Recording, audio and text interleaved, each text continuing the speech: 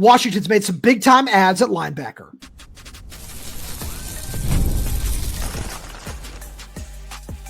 You are Locked On Huskies, your daily podcast on the Washington Huskies, part of the Locked On Podcast Network, your team every day. Welcome back into another edition of the Locked On Huskies podcast. I'm Roman Tomashoff. That's Lars Hanson. He's site editor with Athlon Sports' Inside the Huskies.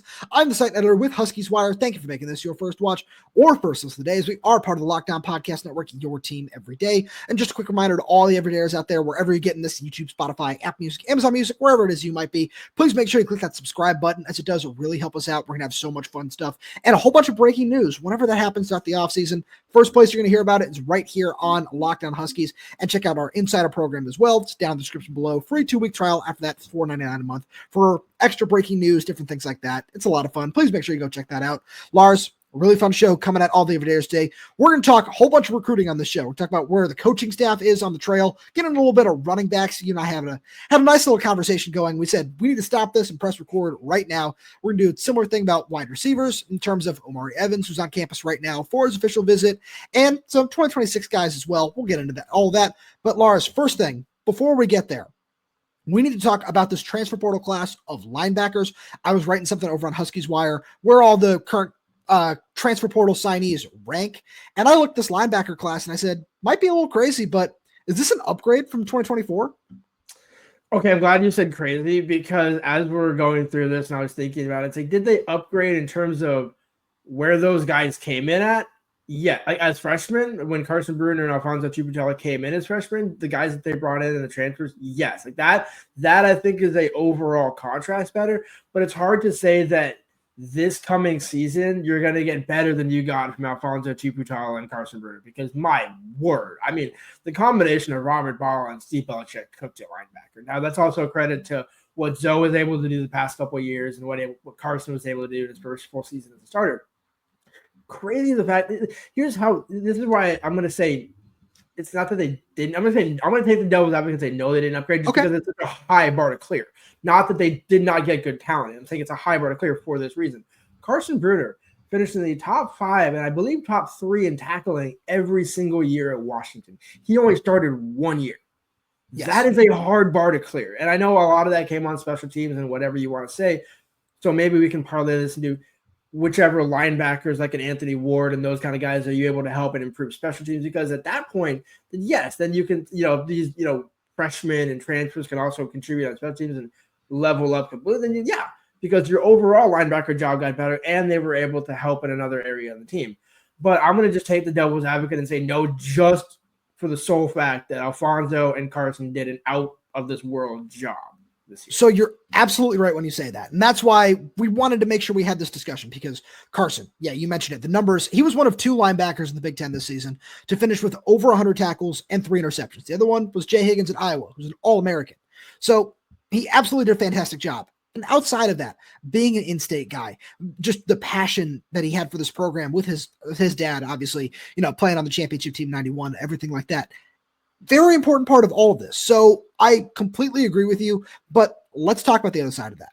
And I want to start with Jacob Manu, who, even though he's probably going to end up redshirting this season, that's a guy who you're bringing in a captain for Jedd Fisch at Arizona. That veteran experience is going to be very, very important as he continues to recover from an injury he suffered in October, and will probably keep him out for the majority of the season. So that's just something to keep an eye on there. But on top of that, you look at the power, the way that guy takes on blocks is so much fun to watch. And I think whenever he does see the field, that's going to be an impact player right there. And I would say the same thing about both Xe'ree Alexander and Buddah Al-Uqdah. I want to talk about Buddah because I think as of right now, I would put him as the singular starter at that inside linebacker position in Ryan Walter's defense, which, for just the time being, I'm going to call a 5-1-5. It's not, but we're going to talk about that more later on.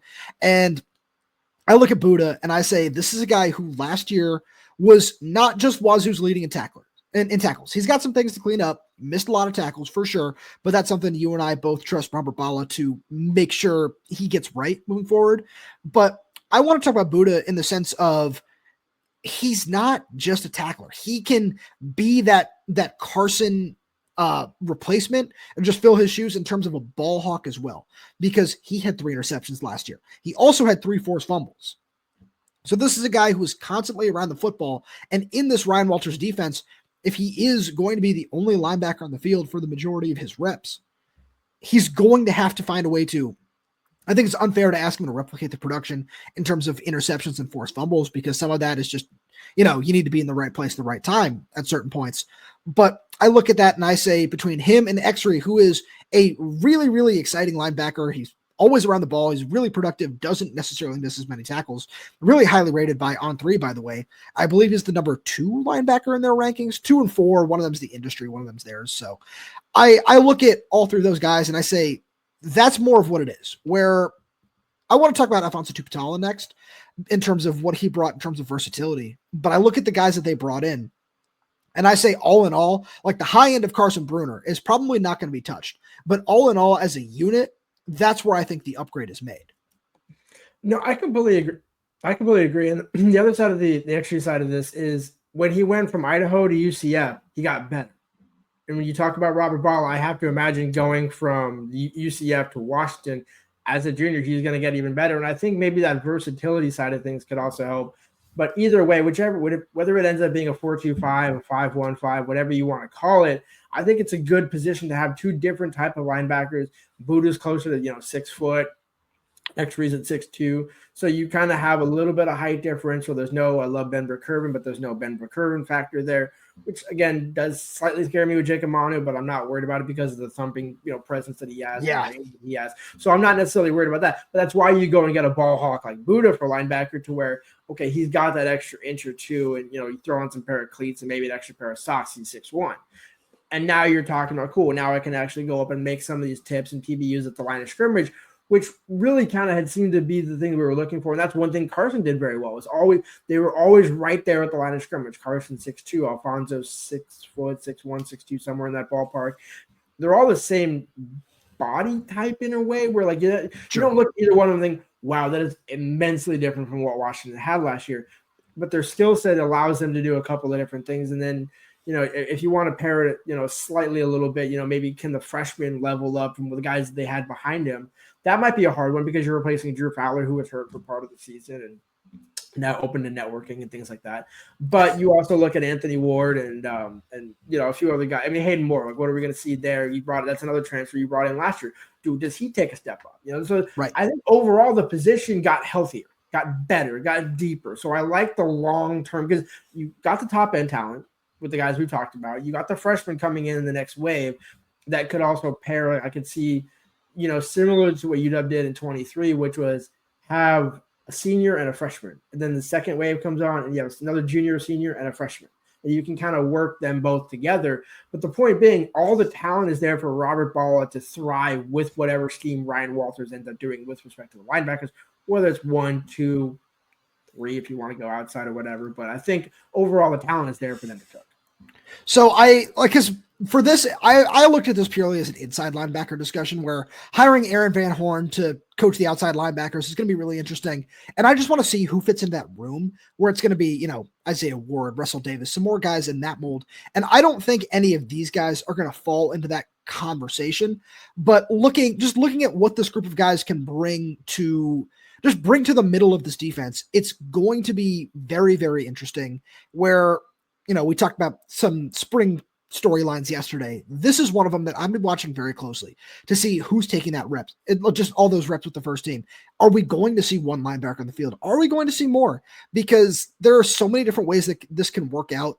And one of the reasons you and I are so excited about the Ryan Walters hire is that he can find the best way to utilize it. And another thing, Lars, if, Jacob Manu does end up redshirting the season, all these guys have 2 years of eligibility remaining, which I think is a really important part of this, because it gives you a little bit more of a stopgap and, just safety net to fall back on for the guys you mentioned, Donovan Robinson, Jonathan Epperson, Zedrius Rady-Saleh, where if there is something that is there that maybe, hey, we need to give these guys a little bit more time to get ready for one reason or another, this is a perfect reason, or just a perfect way to have that happen. But Lars, we got to get into some of these wide receivers, because there's a lot of interesting stuff going on. which we'll get to right after a message from our friends over at Prize Picks. This message is brought to you by Prize Picks, the place to get real money sports action with over 10 million members and billions in winnings. Prize Picks has changed the game in daily fantasy sports, whether it's the playoffs or regular season. Prize Picks has made it easier than ever to win big while enjoying all the football action. Now it's playoff time, and there's no better way to get in on the action than with Prize Picks. Here's how it works. You simply pick more or less on at least 2 players, and if your picks hit, you could win up to 1,000 times your cash. Yep, that's right. 1,000 times your money just by making a few simple picks. For me, I'm all about the hot takes this season. This week on Prize Picks, I'm looking at Josh Allen for more than 250 passing yards and Saquon Barkley for more than 70 rushing yards. It's fun to predict and easy to play. Plus, with Prize Picks Flex Play, you can still double your money even if one of your picks doesn't hit. And with the app, you get your winnings fast, sometimes in as little as 15 minutes. Ready to run your game this football season? Download the app today and use code LOCKDOWNCollege to get $50 instantly after you play your first $5 lineup. That's right, $50 just for playing. Don't wait. Take your game to the next level with Prize Picks. Prize Picks, run your game. Lars, let's get into this group of wide receivers where we've gotten a lot of questions, especially from our insiders, shout out to them, about Omari Evans. And I'm going to start with you here. Are there any updates that you've been hearing just about, what might be going on with that? I mean, picked a good night with family night to bring him in for the, having first night of the visit. Other than that, he hasn't posted anything publicly, I will say this. Only real quarterback he's followed of the teams he's entered the portal with, Demont. So just tea leaves there. Again, I'm not also follows Jackson Smith and Chigba, so I don't know if there's a family connection with the Seahawks. Again, same thing with Ryan Walters, where you had Devon Witherspoon, a couple former, Illinois guys reuniting in Seattle, a couple Ohio State guys representing in Seattle. I mean, I think odds. I would be surprised at this point if Omari doesn't pick, because you just look. I mean, I know Texas Tech is right there. Don't get me wrong, but I'd put 45%, 50% almost. Not near 50%, almost right there. That's solid odds, but I think we need to just dive into a little bit more about just why this would be a really nice addition where, you and I, for on-field reasons, were intrigued by what the Jonte Cook transfer could have been. And I think Omari Evans is in that similar mold of a guy who can stretch the field when need be, was in an offense where you're just not going to see that. And you look at some of these other offenses that he's considering, where Syracuse, they threw the ball around a lot this year. Tennessee is going to do that with Nico Iamaleava. And then Texas Tech, another one where, that's what's going to happen down there. And he's from Texas. So I think that might be one that's tough to beat out right now. And we're going to continue to monitor this. Maybe things have changed since we recorded this. It's 3:00 on Tuesday, January 21st. So things are always subject to change. Maybe you've heard from us already, but I look at this and I say, this would be such a nice addition. And we've talked about this already, but just in terms of having a solid pass catcher with 1 year of eligibility remaining, who's not going to do a whole lot to clog up the room. You and I have staked our claim for guys like Rasheed Williams, for guys like Justice Williams, Audric Harris, some of these freshmen who we think might break out. Desmond Roebuck is a name that I will certainly be talking about over the course of the next couple of months that I'm very intrigued about for multiple reasons. But I like where this is going because it leads into the conversation that you and I really wanted to have moving forward. And that starts with the 2026 class. And Washington has thrown out a couple of really interesting offers over the last couple of days. And the one that stood out to me the most is Corey Barber from, I believe it's Spain Park High School in Alabama, where he is first team All-State down there, really blew up this season. And it's a guy who we're going to have some very fun conversations about him over the course of the summer. But I look at this and I say, it's not just the recruiting in the South thing. It just signals what Washington wants to do in the 2026 class, where, let's be real. Let's operate under the umbrella that Omari Evans does pick Washington. You're going to be losing 2 receivers again next season. One is Omari Evans in terms of graduation and eligibility. The other is probably going to be Denzel Boston, who will most likely enter the NFL draft, assuming he has a similar year that he did to this season. So you can bring in 2, probably 3 receivers in the high school class again. And I think that's just a nice addition and a name to watch, in my opinion, because we're going to see Washington go after some high-end names on the West Coast, obviously. But that's just one guy to keep in mind just in terms of the skill set, what he brings to the table, because that's a fast riser. Yeah, well, so I mean, lots to unpack there. But I mean, all good points, but just kind of there's some layers to this. But so let's go back to Omari just really quick. 5 touchdowns at Penn State this season, tied for 3rd on the team with behind Tyler Warren, and I believe Nick Singleton had 5 as well. So he talk about a tight end and a running back. To your point about they didn't really throw the ball deeply downfield. Coming, as I put out on Twitter, coming to a pro style, you be the number 2 opposite Denzel, just at least pencil him in. There's nothing perfect because Rashid could beat him out or whatever, but also doesn't seem like a locker room cancer who is going to be complaining if Rashid does happen to finish some more catches, which was the Jonte problem. So you look at it, overall talent, maturity, veteran presence, all those sorts of things, leveling up in that sense, which I also then kind of parlays into your point about the high school ranks. They have offered over 30 receivers in this class. 30. Yeah. You and I are both under the assumption that aside from Terrence Harrion, who's already committed as a receiver, athlete listed on 247, but will play receiver at Washington. 1 more? 2 more? But then again, we've kind of had, we've had these conversations over. It's evolved, right? Because before the transfer portal opened, we were talking about Jason Robinson Jr., Keith Reynolds. We're talking about a number of guys, and guess what? Both those guys are now gone. So now those spots in the future open up because, again, you can only talk about the guys you have on your roster in a sense. And so when you look at what their plan of attack is moving forward in the 26 class, you probably are going to go get 1 more A because if you think about it, by the time the 26 guys come in, Audric will be ending his junior season. Justice will be ending his redshirt sophomore season. So by the time those guys are, hitting, the ground running or already gone in some of those cases because, portal and whatever have you. I'm not saying Audric's not transferring, but just throwing that out there. My point being that the room is overall in a good spot, but you're looking at it and say, okay, this is why you would go and get Omari because he's a 1 year. It doesn't, as you mentioned, stunt the growth. There's nobody that's going to be impacted negatively by this because also the other side of this equation is Jedd's offense going to have 3 receiver sets more next season? Are they going to have some 4 receiver sets like we saw against Oregon, like we saw against Louisville? And it's no slight to Will Rogers, but how many times did I look over at you in the press box and say, hey, another 2 receiver set? What do you know? And it's no slight to Giles or Denzel or Jeremiah, but that was kind of the reason why it's like, wait, why is Jeremiah not emerging? How do you have 2 seniors and a solid sophomore? Why not use it?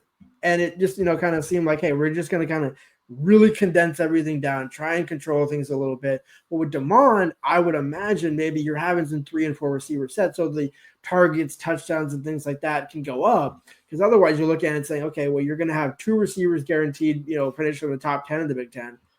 And then there's going to be a gulf until you get to the next.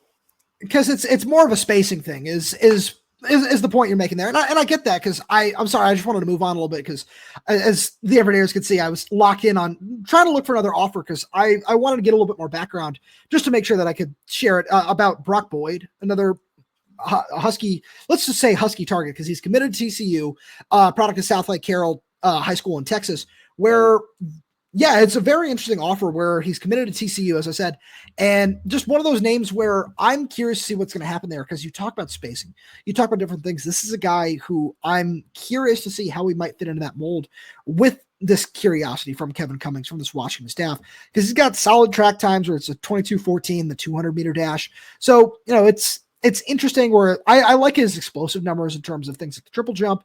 And I look at this offer and I say, all right, it's the same thing that we just talked about with some other offers, with some different things, because it goes so far beyond just what we talked about with Corey Barber, with some of these other guys, where they're really interested in some of these explosive measurables where, the top end, somebody we talked about a few weeks ago is Brandon Arrington from California, where that's a name where, obviously that's the kind of track guy that you're looking for. But I look at somebody like Brock Boyd and I say, all right, to just bring this full circle, to talk about your point with spacing and different things like that you can do with DeMond Williams. He fits really nicely into that mold, and he's got, the nice, he's listed at 6'1", 165, and that's solid for somebody who's going to be heading into his senior season. You can find a way to put some extra weight on him at the college level. But I just look at a name like that, and it just shows what kind of prospect this coaching staff is looking for, what Kevin Cummings is looking for. Where are they going to flip him from TCU? Who knows? That's a conversation for another day as we get to learn more. Oh, please. Yeah. Well, I was going to say in that same mold, this isn't a throwaway offer. This isn't they always committed. They're just throwing it, making it. They're just throwing their hat in the ring. Marcus Harris was the guy they offered very early on in the process. Now, again, different because they're now playing catch up in this regard, but you're offering him in January. Build that relationship up. Maybe you get an official visit in June, July, whatever May, June, whatever you want to say, or in fall camp. And maybe, UW is, you're looking at it and saying, hey, they're 8-2 or 7-2. And sure, wow, now maybe, I'm revisiting it, but that's why you do it now versus like, hey, I see you now, but I'm not going to offer you until August, September.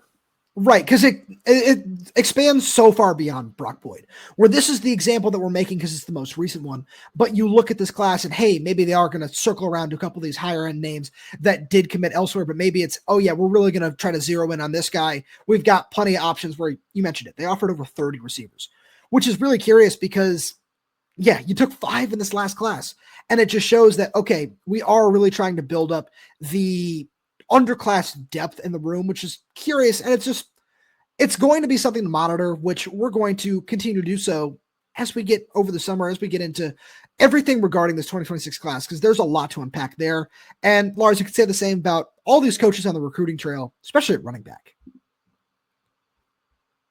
which we'll get to right after a message from our friends over at Talkspace. Therapy is a game changer. It can help manage stress, improve sleep, and communicate more effectively. Finding the right therapist and fitting sessions into a busy schedule can be a challenge. That's where Talkspace comes in. Talkspace is the leading virtual therapy provider and makes getting the help you need easy, accessible, and affordable. With Talkspace, signing up is simple. You can match the licensed therapist who fits your needs, usually within 48 hours, and it's convenient. You can have sessions from the comfort of your home and even message your therapist between appointments. Plus, Talkspace is covered by many insurance plans, and for most insured members, there is a $0 copay. It's never been easier to prioritize mental health.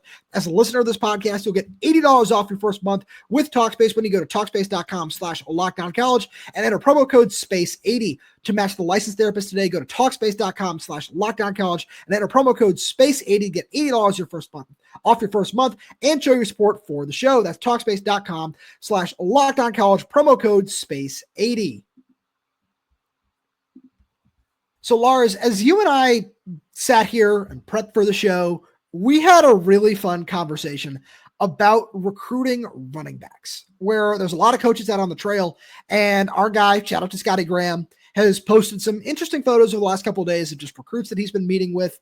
And it all seems to be leading in one direction, that Washington will once again, as we've talked about previously on the show, will be taking 2 running backs in the 2026 class. And likely one of those running back, that second running back is going to be in the top 150 in the class in terms of 247 rankings, where it's very clear, as we talked about before the show, Scottie is looking for a basically leveled up version of Jonah, where Jonah came out as a 3-star out of Stockton, probably underrated as he's proven in his time in college, but nonetheless, you're looking for that type of guy where you're going to pair him with Anthony Snow. So this is not, to be very clear, that's why you took Anthony so early. Hey, this is the guy we want. This big bruiser. We talked about it before the show, where that's your Cam Davis. Now go get your, not bell cow per se, but your complement, your Wayne Talapapa, who was the running back? The other one that, why am I blanking on that? Anyways, point being, because you're looking for a compliment, or as you saw from Jedd this season, it's Adam and Jonah and Jordan. There's always, you're never going to see the Bishop Sankey, Myles Gaskin 25+ guy. That's not going to be a thing. But that's why you're going and getting a home. You're looking for now a home run hitter. You're trying to go and find that guy who can have the breakaway speed that Adam Muhammad has, that you like so well. Pair that with a physical bruising runner like Jonah, who can also still move it just as well. Oh, absolutely. Where I like what you said about just the pairings in classes, where 2024, you've got a between the tackles guy who just looks like a star in Adam Muhammad, and then you pair that with somebody with truly elite speed in Jordan Washington. You did the same thing in 2025, where Adam Muhammad has all-world upside, so I mean this with all due respect to Julian McMahon. I love the talent that he brings to the table, and I'm very curious to see what he looks like as we get into spring and fall camp and everything like that. And you pair him with another guy with top-end track speed in Quade Carr. Now, we're looking at that in 2026, and it's a little different, where we've seen the Thunder and we've seen the Lightning, where in the previous 2 classes is the best way to put it. And I look at somebody like Brian Bonner is the name that I think of, where, hey, Ansu can be that. You said Cam Davis, where you're talking 2022 Cam Davis, where he 12, 13 touchdowns that season. And then 2024, where you find different ways to utilize him effectively while still having somebody else shoulder the majority of the load. And that's what Ansu could be, that short yardage, grind out tough yards sort of back, and finding a way to pair that with somebody like Brian Bonner, who is like, I'm going to keep mentioning him because he's a guy who I'm just a huge fan of his film and everything, down at Valencia High School in Southern California. And I look at a guy like that and I say, all right, that kind of player is a really interesting fit in this scheme, because I look at what Jonah has brought to the table and I just see him being utilized in similar fashions. So for that, again, no bad points made, but because you talked so much about Brian Bonner, I want to talk about the guy that Scottie Graham was going to see on Tuesday, which is Javane Osborne. I don't know if I'm pronouncing the first part, Javian, spelling purposes there, just so people know how to spell it. But, with that being said, you look at him and Deshaun Redno, both 5'10", both 195, both 4 stars in the top 120 on 247.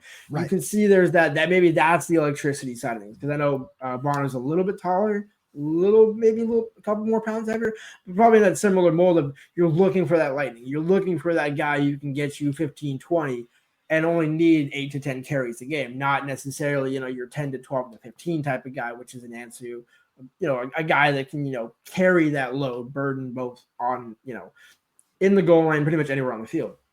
But the reason why the Osborne one intrigues me so much is it's an early offer, so they offered him a while back, and then goes and visits him again, but they didn't make his top 10. Yeah. And Scottie Graham put out during the national championship game or after the national championship game, recruits, you need to be coached by people who have been there and done it. Scottie Graham put out a tweet of, when he was at Ohio State and then going on to the NFL. And remember last year when he talked about, recruiting John Roundmeyer in his own state and, meeting all these high level and important athletes. Like, he knows how to connect with people. Like, I think, and he told me this about Julian McMahon when McMahon came to the luau, and apparently one of the parents or one of the fellow recruits that was on campus asked him, like, hey, why'd you commit to Washington? What was the reason? And Scottie, replicated what he did and just pointed at Scottie Graham. That's why. Him, right there. Yeah. That's why. And so I think if anybody can break in, back into a top 10, especially this early on in the process, because guys will have their top lists and won't make it. And then by God, you get to the season, and that's why the season still matters. That's why we play the games. Because otherwise, if everything was just on 3 at 247 rankings and transfer portal rankings, we would get to the end of May and say, okay, who has the best rankings? Who is projected to be the best? You are now the national champion. We're not even going to play the games on Saturday. Just forget about that. We're just gonna call you the champions. No, but at the same point, it's why you go and do it in a year in, year out basis, so that, hey, maybe a guy that's not high on you right now can kind of see, hey, actually, what? Washington's doing some things. And I can see Jonah, and then you get him around Jonah, you get him around Damon Williams, and you get him around Adam Muhammad. And I don't know. This probably sounds a little biased, but I feel like whenever you're around Scottie Graham, would you just not want to spend more time with Scottie Graham? Like, absolutely. He's that kind of guy. And it's not that other coaches on the staff aren't. You just talk to Scottie, it's like you can be talking to him for 5 minutes and he'll just say something like cleanly out of pocket, like when he said Jonah's got a little extra ice cream on that cone. Stuff like that, where it's not out of pocket bad, but it's just like, all right, this is a guy you want him at the barbecue no matter what. Exactly. That's the sort of thing that it is. I love where you're going with that, but I just want to make sure we talk about some of the other coaches on the trail, where it's very interesting to see Jedd Fisch and Jimmy Doherty making this sweep through Alabama. And I want to, before we get into one of the offers that, like Vodney Cleveland, the 4-star defensive tackle, former Alabama commit, where obviously that's the kind of body that you and I have talked about. Washington needs to bring in somebody like that. We'll see, what that looks like.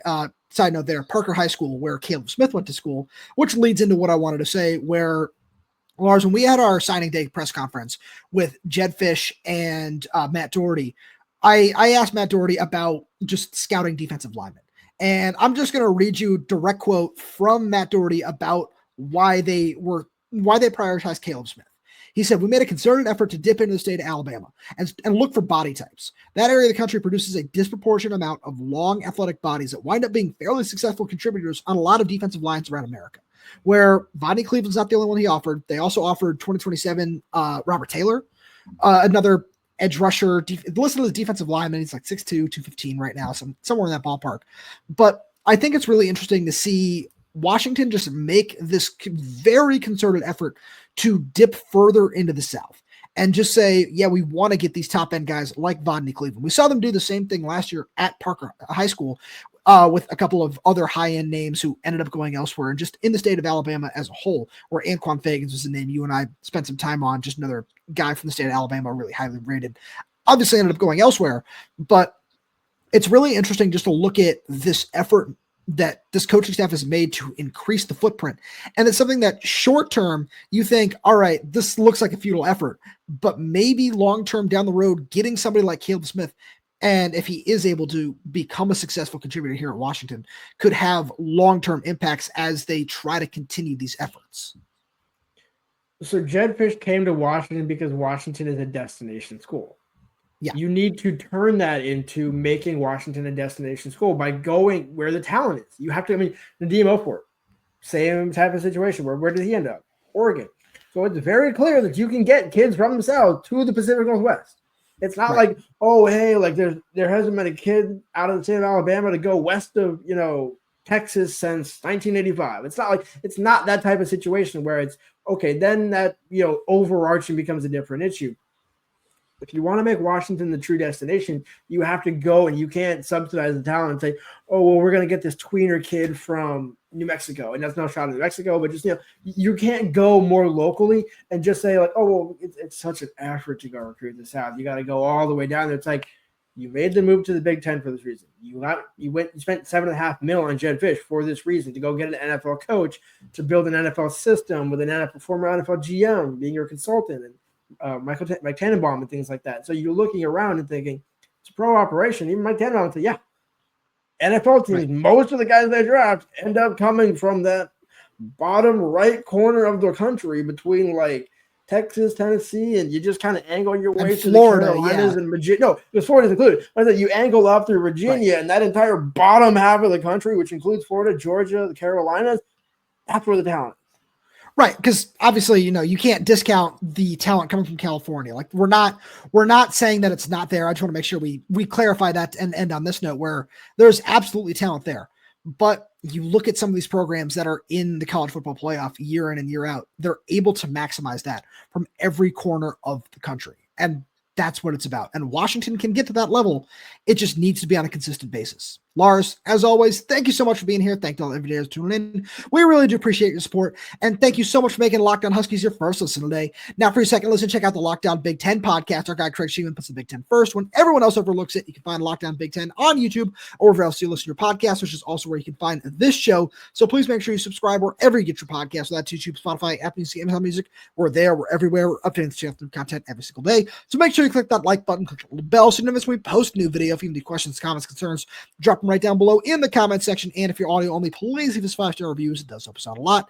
Thank you so much for tuning in, and we'll talk to you on Thursday.